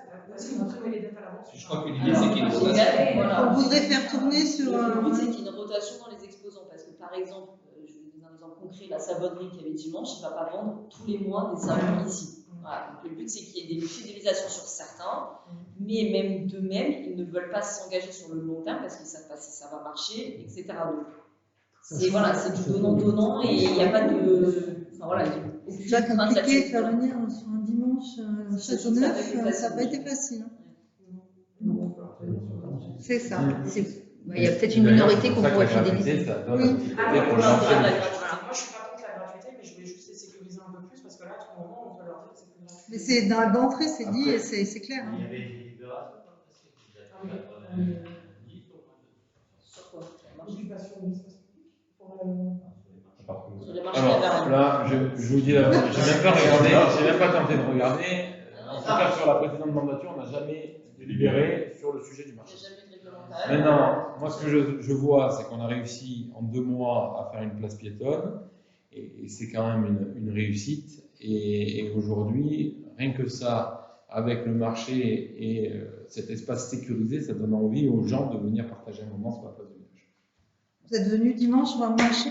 Non. Non, la veille, on a fait la fête des limaces et je me suis couchée à 3h30 du matin. Et c'était la fête des mères. Ça vous viendra prochain. On viendra prochain. Ah bah oui, bien sûr. Ah bah si j'ai l'occasion, je vais. Est-ce que vous avez d'autres questions? Qui est pour? Alors, moi, c'est une petite remarque sur le côté commerçant et âme qui redit effectivement, je trouve qu'on n'appuie pas assez dessus. Auparavant, on n'avait effectivement pas de règles et un marché qui s'effilochait au fil du temps. Et là, encore une fois, on vient mettre des choses concrètes, on vient les cadrer et on vient effectivement. Alors, peut-être qu'il peut y avoir des choses qui peuvent être encore complémentées, bien évidemment. Mais moi, je tenais à souligner quand même le gros travail qui a été fait par certains conseillers municipaux qui ont vraiment bien travaillé dans la recherche, qui ont pris du temps en fait en dehors de leur activité professionnelle pour faire que ce rendez-vous qui a été dimanche dernier soit, moi je trouve, un vrai succès et une belle mise en ambiance dans notre village. Voilà. Pardon? Tout en donnant naissance à un enfant. C'est ça. Donc, un beau travail réalisé. Merci beaucoup. Merci Léa. Non, ils sont dans l'ancienne municipalité. Le marché de la maîtrise d'œuvre. Le marché Dans l'ancienne municipalité. Attends, je vais voir. Il est là. Donc, qui. Non, on a. Pour le marché. On n'a pas voté. On n'a pas voté. Qui est pour? Qui s'abstient? Donc 12 pour et 3 abstentions.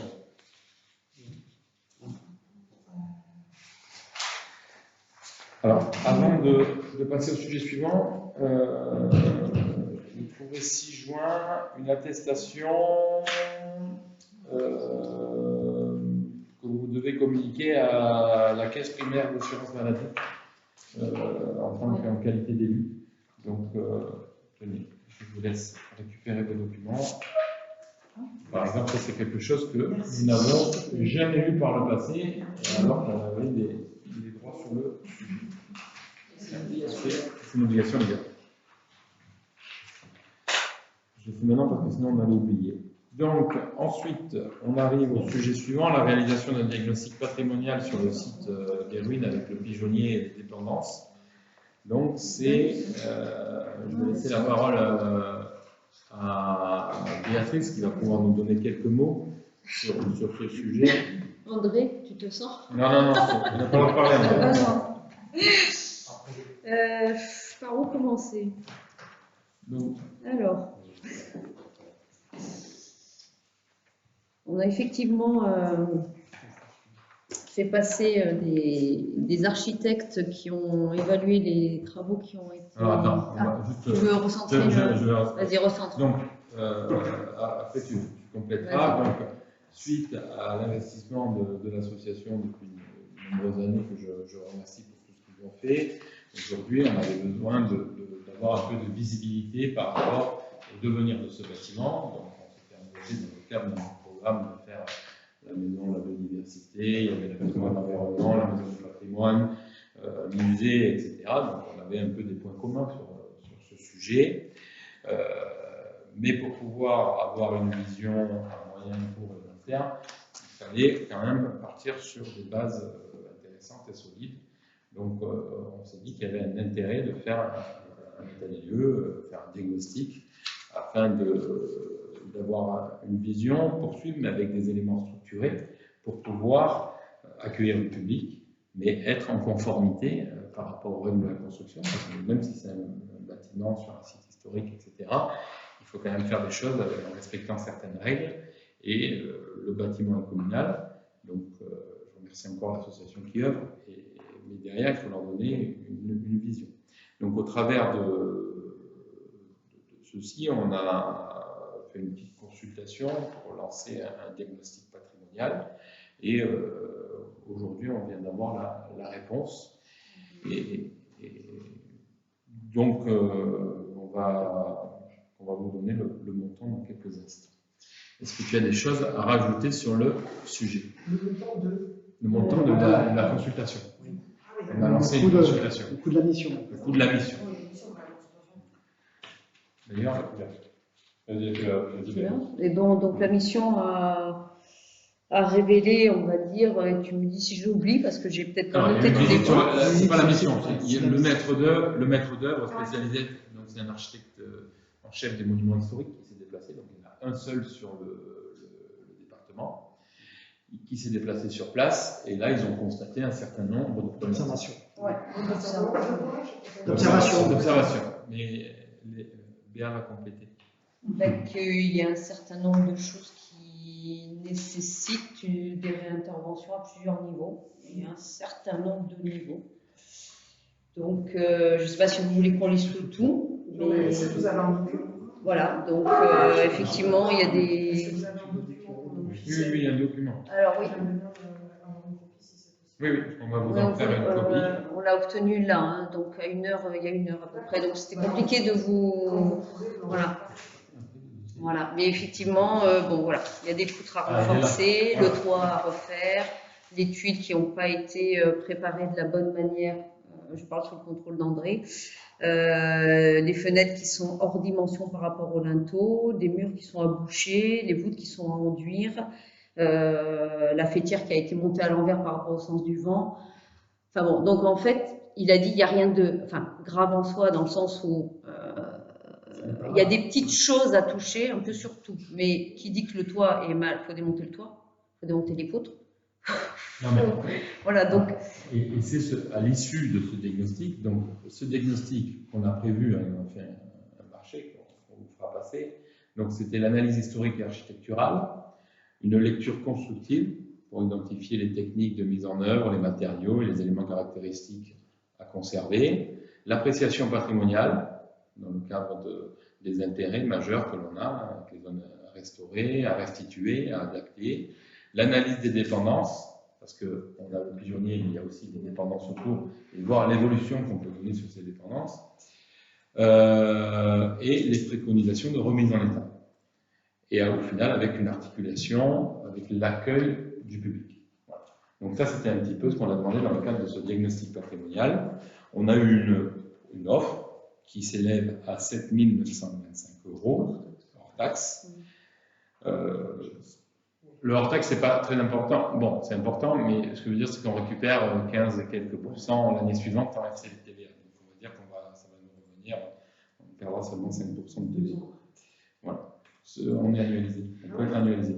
Alors, je ne sais pas si on est annualisé, mais on peut être annualisé. Dans d'autres collectivités, on est annualisé. Maintenant, tout dépend de la taille des collectivités. Maintenant, on peut même l'avoir sur le fonctionnement. Ok. Oui, donc, l'idée de cette délibération, c'est de me donner l'autorisation de signer, de valider ce diagnostic, de solliciter aussi des demandes de subventions, parce qu'avant de le valider, on va essayer de solliciter des subventions, et peut-être on pourra solliciter aussi la Fondation du patrimoine ou d'autres structures, pour pouvoir avoir un vrai document sur lequel on pourra s'appuyer et pour continuer, et pour que l'association puisse continuer à œuvrer, et tout en toute sécurité aussi. Oui, je parle ici, c'est qu'ils ont déjà fait des observations tout en ayant fait un devis. Il est venu, alors c'est des professionnels, donc du coup, ils répondent jamais sans une visite sur place. Donc ils ont fait une visite sur place, et c'est lors de la visite sur place où ils ont révélé certains constats au premier abord. Oui, c'est juste des voilà. premières C'est pas une étude. Il n'y a pas d'étude attendue, et c'est ce diagnostic qui nous permettra d'avoir une vision et de le partager avec l'association qui œuvre avec tout le monde. Ce qui est étonnant, c'est la tête avec les Jean-Philippe qui avait été montée, où il y avait des spécialistes qui nous ont fait visiter avec je ne sais plus les noms, qui étaient non, ils n'avaient pas stipulé qu'il y avait des malfaçons importantes. Après, il y a une même manière. Je vais aborder juste le sujet qui va naître. Non, mais on finit, on clôture la séance et après on le. Parce que le public a avoir la parole. On le fait après. Après, on donne la parole et on échange sur les thématiques. En tout cas, en l'état, ce qu'il faut comprendre de la situation, c'est que les professionnels sont venus et ont fait, on va dire, un premier éclaircissement de ce qu'ils peuvent voir en fait en gros sans approfondir. Par contre, derrière, ils peuvent chiffrer derrière leur consultation en détail pour nous aider en fait à reprendre la main correctement et pour le mettre en conformité avec ce site, avec l'ensemble de ces bâtiments. Parce que maintenant, la responsabilité, elle n'est plus de l'ancien maire, puisque c'est lui effectivement qui donnait l'accord de vous pouvez monter ci, vous pouvez faire ci, vous pouvez faire ça. C'était lui le chef d'orchestre.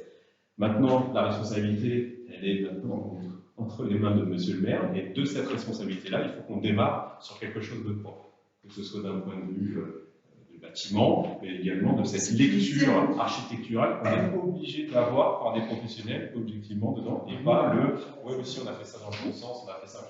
Au final, rien que la visibilité que ce monsieur a vue, il a déjà vu de son œil d'expert des choses en fait qu'il fallait pour, à la fin, mettre potentiellement un niveau d'alerte sur des choses à entreprendre. Voilà, pour ne pas continuer sur quelque chose qui est mal fait.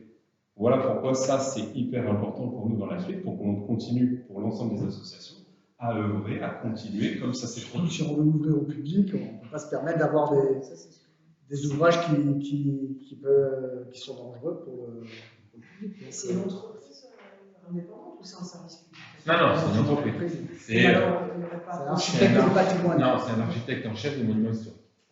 Donc du coup, aujourd'hui, il y a des architectes du patrimoine, vous avez dans le département, vous avez un seul architecte en chef des monuments historiques, et c'est lui qui est en charge de tous les monuments historiques sur le département. On est obligé de passer par lui. Pas forcément. Non, mais pas forcément. Maintenant, par rapport à ça, aujourd'hui, c'est quelqu'un qui œuvre énormément sur ce genre de projet et qui va nous apporter une connaissance, une expertise, etc. Donc, vu que le site, il est quand même. Alors, on n'est pas dans le site inscrit par rapport au bâtiment, parce que le site inscrit est un peu plus loin, mais on a une proximité directe, etc. Et ça pourra aussi nous donner un petit peu de perspective pour plus tard, pour le reste, avec une analyse historique, etc. Et vous avez l'intention d'essayer de solliciter des subventions pour financer voilà. ça. Donc l'intérêt, c'est que dans le cadre de cette délibération, c'est de m'autoriser à solliciter les subventions auprès des différentes collectivités. Et alors, c'est la ligne que j'ai rajoutée tout à l'heure, quand on a eu l'offre, parce qu'on n'avait pas encore l'offre précédemment. Et ensuite, c'est prendre acte de la consultation engagée pour la réalisation du diagnostic, approuve le principe de réalisation de cette étude indispensable pour la poursuite du projet de mise en valeur du site, autorise monsieur le maire à attribuer et signer le marché public correspondant avec y compris les éventuels avenants. Bon, les avenants, il n'y en aura pas parce que l'étude est figée. Et précise que cette étude constitue une étape préalable à la définition d'un programme travaux et à la recherche de financement. Parce qu'aujourd'hui, on a l'association qui œuvre, mais imaginons, si on a une orientation, ben peut-être on peut aller chercher d'autres fonds pour arriver à avoir d'autres contributions pour pouvoir avancer sur cet équipement. Parce qu'aujourd'hui, on va considérer comme un équipement public qui fait rayonner le site d'Héroïne. Aujourd'hui, on n'a aucune retombée par rapport au site d'Héroïne. On est obligé de le fermer. Voilà. Par sécurité, de le fermer. L'agence 06 peut être un support technique, mais l'agence 06, forcément, fait faire un diagnostic patrimonial. Donc, le cahier des charges qui a été fait là, il part quand même sur une base professionnelle. De toute façon, quand on reprend en fait une construction en cours, le niveau de responsabilité, son changement, c'est un peu normal de faire ça en fait. Ça se trouve, il va dire que le niveau d'alerte est correct et qu'on peut reprendre des choses comme ça, mais ce n'est pas ce qui était évoqué tout à l'heure. Ben oui, on va voir. C'est pour ça, autorisé. Donc avant de signer ces devis-là, cette proposition de prix, on va déposer les demandes de subvention. Pour qu'on. J'ai pas entendu la lecture, je crois que vous avez dit que vous. Oui, mais j'ai mis autorise à monsieur le maire à faire une demande de subvention pour cette étude. Comme ça, on l'intègre dans le cadre de cette délibération-là. Mais là, on ne vous donne pas l'autorisation de signer. Si, vous donnez à la fois les autorisations de demande de subvention et la signature. Parce qu'on ne va pas refaire un conseil municipal pour signer. Et du coup, s'il n'y a pas de subvention, c'est ça? Bah, on va essayer. Après, l'intérêt, c'est de. Il faut défendre les recettes de la commune aussi. Donc, il faut défendre à la fois le patrimoine et sa pérennité, la sécurité des gens qui travaillent à l'intérieur, parce qu'il y a des gens qui travaillent à l'intérieur aujourd'hui, et c'est communal. Parce qu'imaginons, aujourd'hui, ça tombe. Il faut ferrailler. Vous êtes expert béton, charpente, voilà. L'oralité fait qu'aujourd'hui on est obligé de passer par ça pour avoir la certitude. Les tuiles, tout. Voilà. Tout le monde a son André le idée. dira, mais les tuiles, ça va pas. On va faire confiance aux experts. Non. Et Il en parlera tout à l'heure. donc, on met au délibéré. Donc, qui est pour? Qui s'abstient? Donc, merci. On ne soit pas d'enjeu de sécurité Ouais. et de la responsabilité. C'est énorme. Hein. sévère. Non, mais c'est avec des paroles. Maintenant, il faut des bureaux d'études qui Alors, savent. ST20, mais. Vous n'êtes pas bureau d'études. Je veux dire, facile. Non, mais. J'ai pas dit ça, mais. Vous savez calculer les rapports de charge.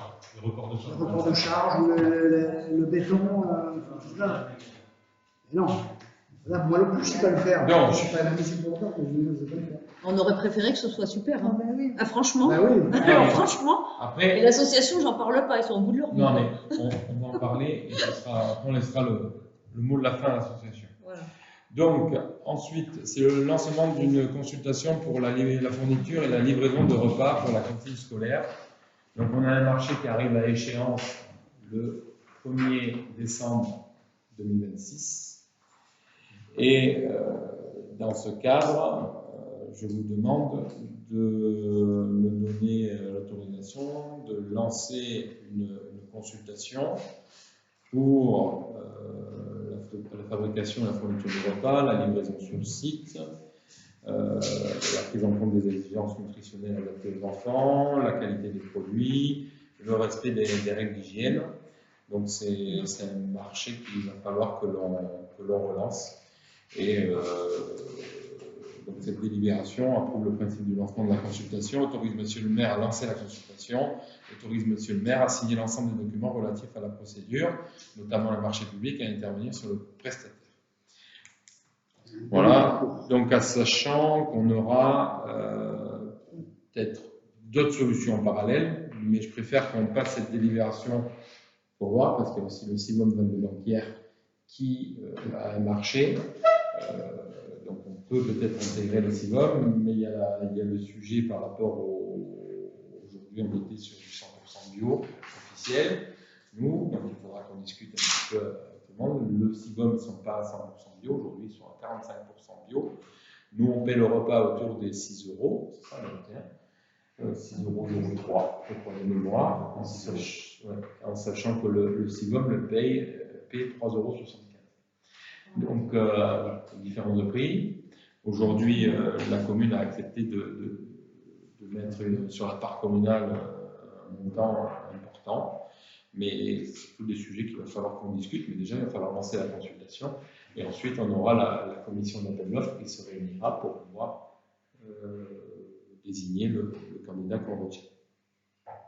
Est-ce que vous avez des questions par rapport à ce sujet? J'ai oublié quelque chose?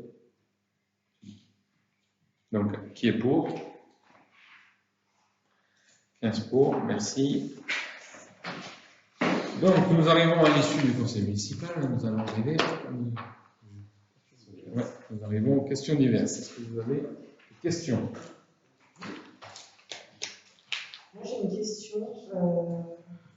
J'ai retrouvé le tableau des indemnités dans le classeur des délibs.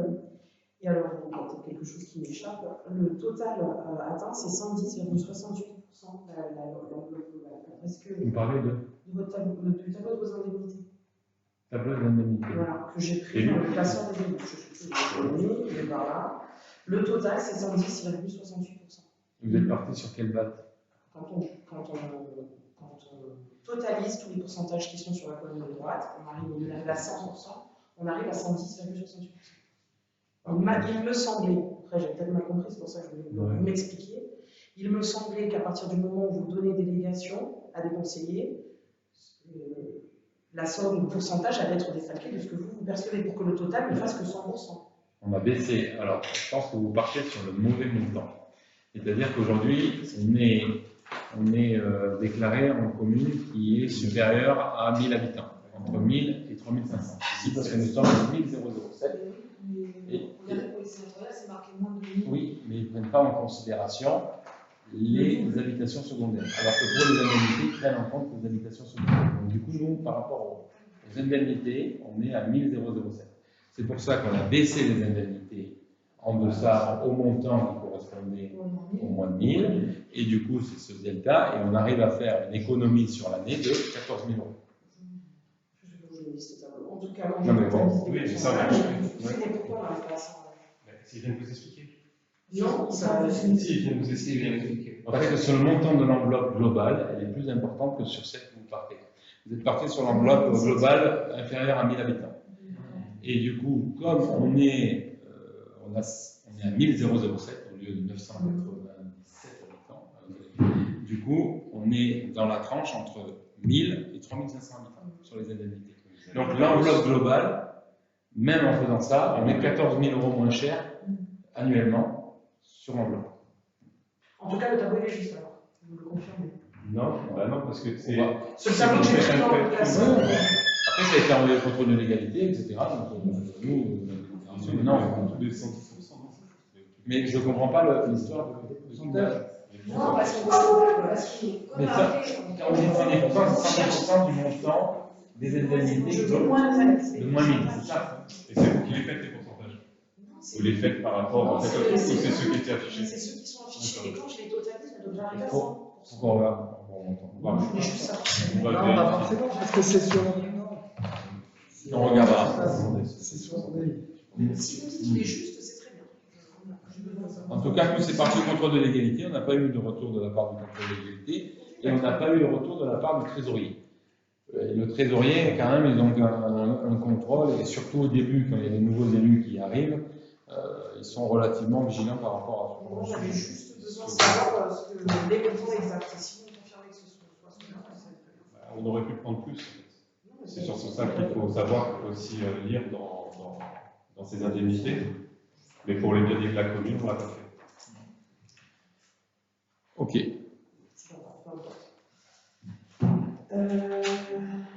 Une question aussi sur Harmonie, parce que son contrat se terminait début juin, alors on voulait connaître la suite pour elle. Voilà, j'imagine que vous avez renouvelé le contrat, à quel poste, et ensuite, moi j'ai vu sur le site emploi territorial une annonce. Oui. Et donc, voilà, pour avoir un peu on a lancé une publication pour Harmonie qui donne un travail très important. On en remercie aujourd'hui parce qu'elle est indispensable, on peut dire, au système. Et aujourd'hui, on est parti sur une stagiarisation. Ok. D'accord. Ok. Et donc l'annonce sur le site, c'est pour son poste à elle parce que vous l'avez changé de. D'accord, le poste, il fallait rendre le poste vacant, parce que quand on est arrivé, il fallait lancer la publicité. Et elle a candidaté sur son poste. Okay. Sur les renouvellements des membres de la commission chargée du contrôle des listes électorales, en principe, vous avez reçu un courrier au mois d'avril pour les renouveler. La réponse attendue était avant le 22 mai et avec un tableau à compléter avec des élus de la majorité et de l'opposition. Est-ce que vous l'avez reçu? Est-ce que vous y avez répondu? On n'a pas reçu de courrier à ce sujet. Est-ce que vous faites partie des destinataires? En mail Châteauneuf.villiers ou Châteauneuf, le prévenu.châteauneuf.villiers? Je ne peux pas vous dire l'adresse. Voilà. Parce que moi, aujourd'hui, on a une problématique avec les codes, parce qu'on a un secrétaire général qui refuse de nous donner les codes. Et la plupart des mails étaient adressés à son mail, à un mail comportant son nom de famille. Du coup, aujourd'hui, il faut que les services de la préfecture se réactualisent. D'ailleurs, on a eu le même sujet. On n'a pas reçu les PV pour les sénatoriales, parce qu'ils étaient envoyés directement sur son poste, sur son mail. Alors, donc, du coup. Donc, le renouvellement des listes électorales, et on devait répondre avant le 22 mai. On demandera. Vous deviez, il y a un tableau avec 3 de la majorité, 2 de l'opposition. D'accord. Après, si vous l'avez pas suivi. Mais il faudra leur expliquer la situation. On peut leur expliquer. Ce qui est bizarre, c'est qu'on n'a pas été relancé ni par courrier. Si elle relance à la même adresse. Je sais pas. À la limite, si vous pouvez nous le transférer sur le châteauneuf.villiers, comme ça. Vous avez fait quand? Il a été envoyé Venez-vous depuis quand ce courrier? Depuis aujourd'hui. Ah, c'est dommage. On aurait dû en parler plus tôt. Ben, j'attendais en fait. Si vous êtes concerné, vu que vous êtes dans la liste, ça aurait été bien en fait, si vous êtes dans un état d'esprit de construction, vous auriez pu en fait nous en parler. Est-ce que vous saviez la date ultime? Là, vous montrez en fait en gros, a posteriori, en fait, c'est trop tard, c'est dommage. Parce que ce Vous êtes fait sur le fait là. Ce courrier, je ne suis pas censée vous en parler parce Ah bon? que non, je ne suis pas censée vous en parler, Vous êtes pas c'est dans le concerné? cadre de mes fonctions en fait. Vous n'êtes pas concerné? Voilà, et j'attendais un conseil municipal, arrêtez, franchement, j'essaie d'être cool ce soir.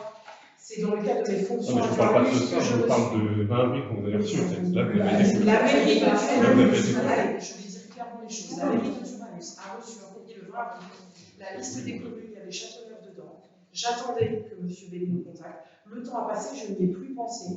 Aujourd'hui, j'ai vu qu'à la mairie, la réponse a été faite. Et voilà, c'est tout. Et de toute façon, je n'aurais pas pu, parce que c'est des informations que j'ai dans le cadre de mes fonctions, je n'ai pas à vous les donner. Voilà. Et là, je me suis rendu compte qu'on avait dépassé. Je vous en parle pour qu'on puisse mettre à jour. Et je mets à ma fonction à Duranus parce que je ne suis pas censée le faire. Mais c'est juste parce que je trouve ça dommage que.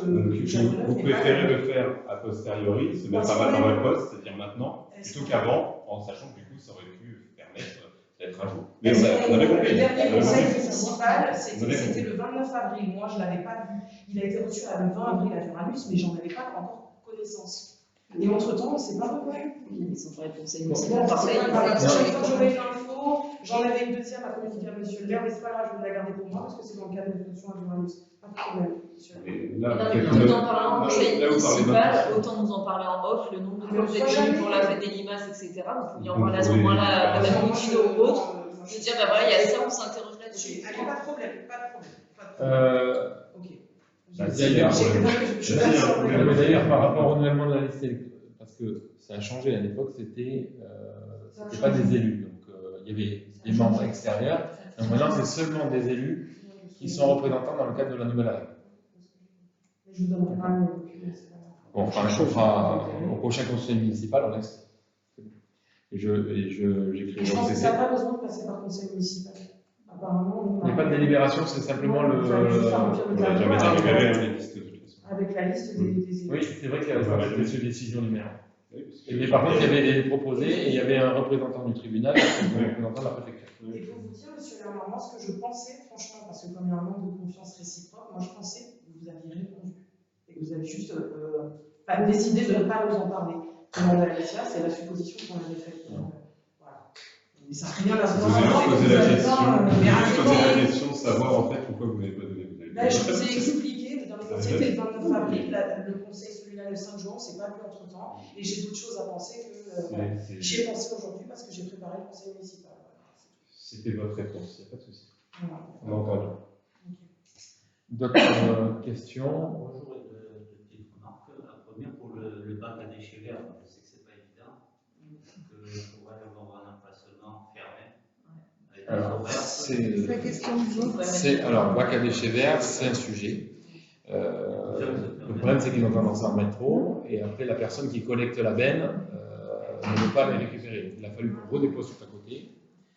La benne est venue, on l'a remplie, mais la benne est déjà pleine aujourd'hui, donc le jour même. C'est un service qui est donné. Il faut savoir que c'est un service qui coûte à la collectivité, à la métropole, mais c'est 900 € la rotation de déchets verts. Après, c'est une compensation qui a été mise en œuvre par la collectivité parce qu'il y a l'interdiction de brûlage, etc. Et ça fonctionne. Mais il faudra trouver une solution quelque part plus sécurisée pour pouvoir accéder à la benne, parce qu'aujourd'hui, certains montent sur des bancs, etc. Quand on doit faire, c'est dangereux. Et un emplacement peut-être plus adapté. Mais où? Est-ce qu'on ne pourrait pas le mettre au parking du Break? Il y a une espèce de parking qui avait été inauguré à l'époque, ou pas d'ailleurs, qui avait été travaillé. Non, il y a les gravats. Non, le camion ne peut pas. Pas y aller en parallèle. Les gens déjà, une voiture ne peut pas, limite. La voiture devient galère. Je pose la question comme ça, parce qu'il faut que ce soit un passage, enfin, il faut que ce soit sur un lieu où il n'y a pas beaucoup de passages. Mais fermé, à l'époque, il était à l'intérieur de la base des services techniques.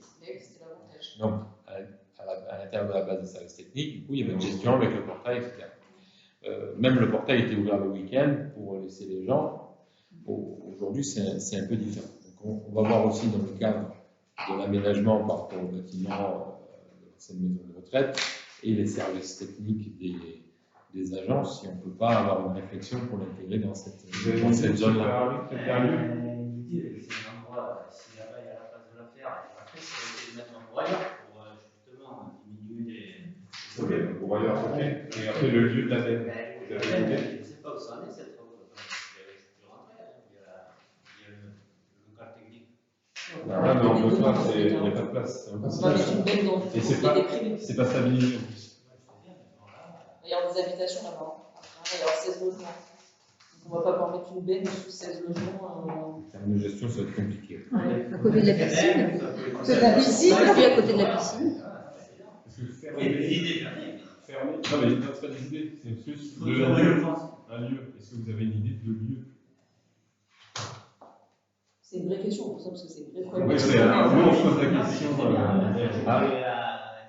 discute, il faut l'accès pour un camion de 19 tonnes, il faut qu'un enquêteur ait la place de vider son bac au lit, pour prendre le plein, et sa translation. Et c'est moi qui ai donné l'idée de le mettre là-bas, pour être honnête, dans l'ancienne municipalité, au secrétariat de la mairie, parce que là, ça devient impossible au début de la construction de l'école. Bon, si vous avez des propositions. Non, mais non, si vous avez des propositions, on est preneur, on a peut-être des idées aussi, mais il faut voir aussi en termes de nuisance. Et là, l'avantage, c'est qu'il est quand même à proximité d'habitation, donc les gens ne font pas n'importe quoi. Dès le moment où on va l'éloigner, on va mettre la benne, on va se retrouver avec des encombrants à l'intérieur. Déjà que là, des fois, on se retrouve avec des sacs, etc.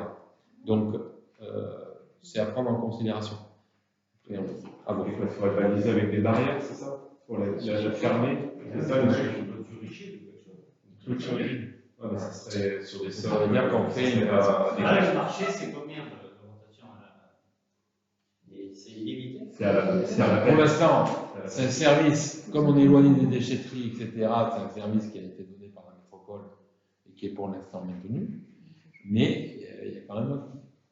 Donc ça rentre dans le cadre du budget de la collecte des déchets. Donc peut-être qu'on arriverait à avoir autre chose en compensation de ça. Donc il faut quand même qu'on ait une vision globale. Et je rencontre prochainement sous quinzaine le vice-président en charge des déchets. Donc dans le sol, on peut augmenter la tonne. C'est tout un coup. La deuxième petite remarque, sans ambiguïté, il y a des gens qui téléphonent à la mairie et comme retour au niveau de Mme Crémieux-Elisabeth, elle ne reprendra jamais le travail. Donc je me permets de dire que quelqu'un qui était depuis 40 ans, ici connaît ou ne connaît pas, moi je suis au-dessus de tout ça. Un quart d'heure avant le conseil municipal, personne âgée s'inquiétait ou me demandait ce qu'elle avait. Pas de renseignement donné, elle va en dire plus, elle en arrêt maladie. Elle en arrêt maladie, il n'y a pas de commentaire à faire. C'est étonnant ce genre de réaction parce que. Je me permets de le dire. Eric, elle ne reviendra plus. Apparemment, Eric a été là. Quelqu'un de la mairie ils ont téléphoné, si je sais pas. Carbonique à la con. Le respect quand même. Alors, en règle générale, quand on répond, alors après c'est l'oralité, on donne son nom. Donc, il mérite Château-la-Ville-Vieille, Olivier Lamarre, bonjour, ou Cathy Bonnier, bonjour, ou Harmonie, bonjour. En règle générale. Donc, on peut identifier la personne. Ce que je veux dire, c'est que si on a la mesure d'identifier la personne, c'est important effectivement aussi de nous le dire pour qu'on puisse animer les choses de la bonne manière. Parce qu'en arrêt maladie, effectivement, il n'y a aucune notion de jugement à avoir par rapport à ça. Aucune. La dernière, c'est au niveau de la plaque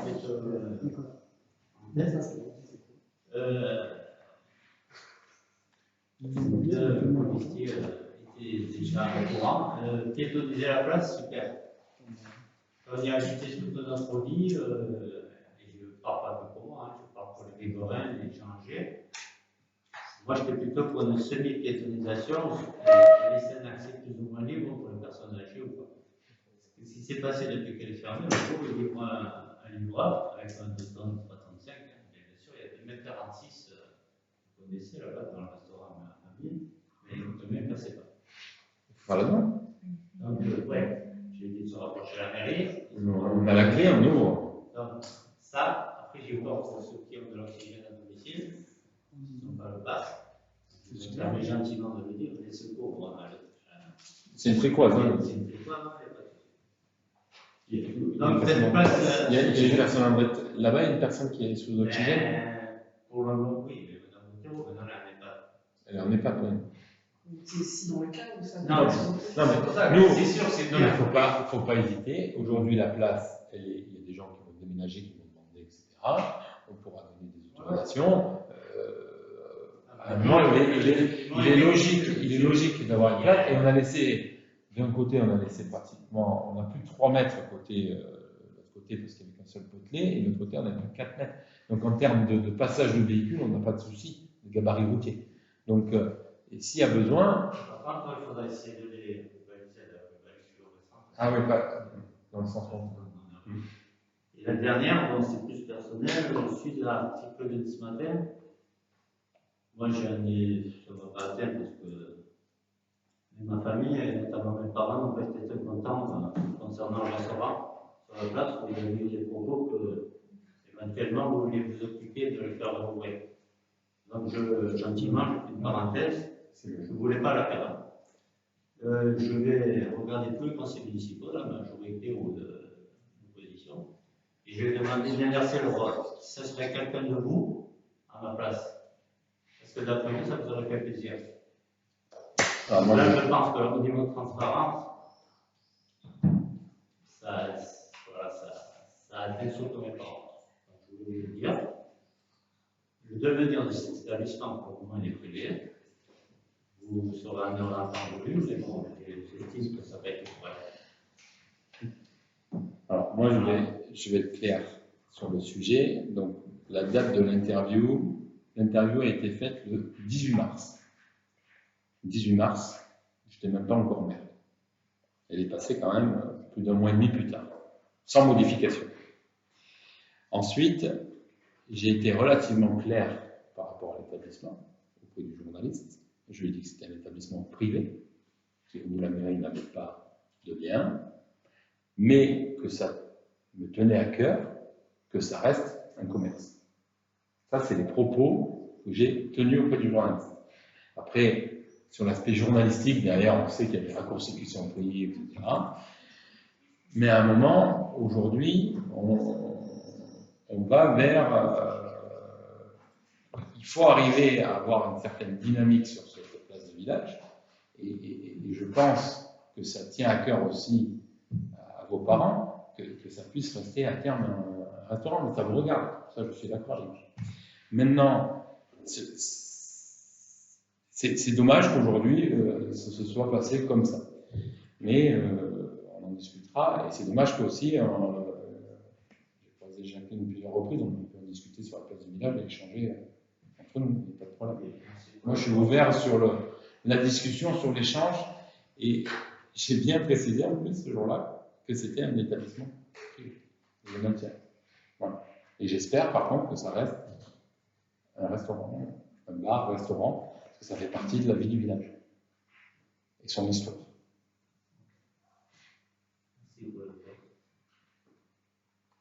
D'autres questions? Majorité. C'est bon? On peut lever la séance, on va laisser la parole au public. Si vous voulez. C'est bon, je vais couper. Merci.